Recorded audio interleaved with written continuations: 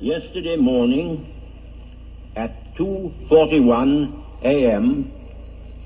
at General Eisenhower's headquarters, General Jodl, the representative of the German High Command, and of Grand Admiral Dönitz, the designated head of the German state, signed the act of unconditional surrender of all German land, sea, and air forces in Europe to the Allied Expeditionary Force and simultaneously to the Soviet High Command. General Bedell Smith, Chief of Staff of the United States Army, and General Francois Severs signed the document on behalf of the Supreme Commander of the Allied Expeditionary Force, and General Susloparov signed on behalf of the Russian High Command. Today, this agreement will be ratified and confirmed at Berlin, where Air Chief Marshal Tedder, Deputy Supreme Commander of the Allied Expeditionary Force, and General de Lattre de Tassigny will sign on behalf of General Eisenhower. General Zhukov will sign on behalf of the Soviet High Command. The German representatives will be Field Marshal Keitel, Chief of the High Command, and the Commanders-in-Chief of the German Army, Navy, and Air Forces. Hostilities will end officially at 1 minute after midnight tonight, Tuesday, the 8th of May. But in the interest of saving lives, the ceasefire began yesterday to be sounded all along the fronts, and our dear Channel Islands are also to be freed today.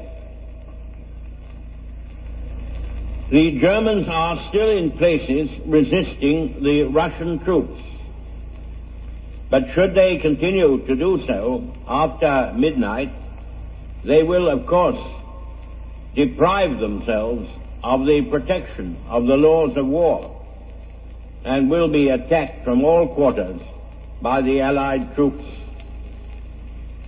It is not surprising that on such long fronts and in the existing disorder of the enemy, the commands of the German High Command should not in every case have been obeyed immediately. This does not, in our opinion,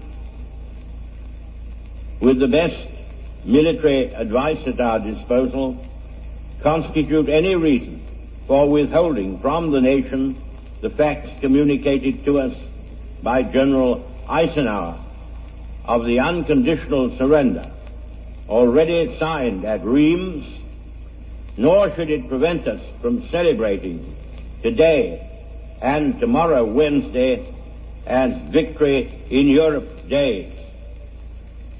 Today, perhaps, we shall think mostly of ourselves.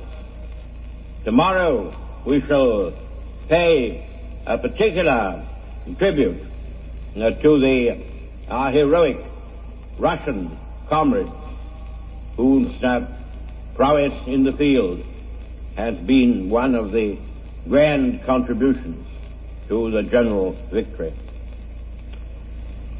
The German war is therefore at an end.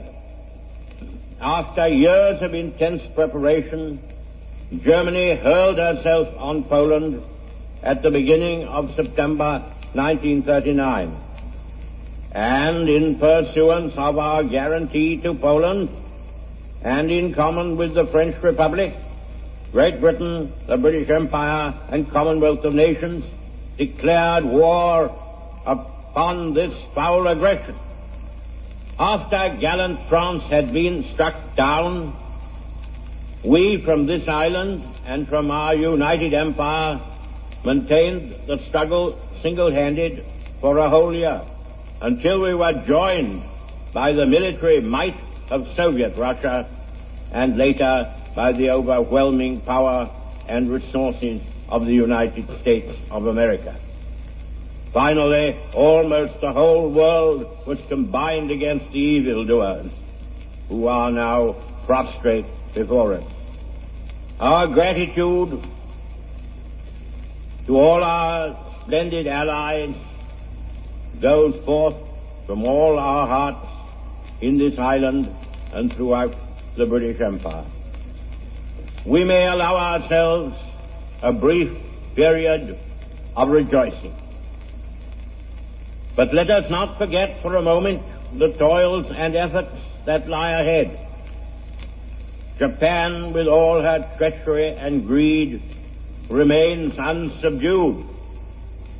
The injuries she has inflicted upon Great Britain, the United States, and other countries, and her detestable cruelties call for justice and retribution.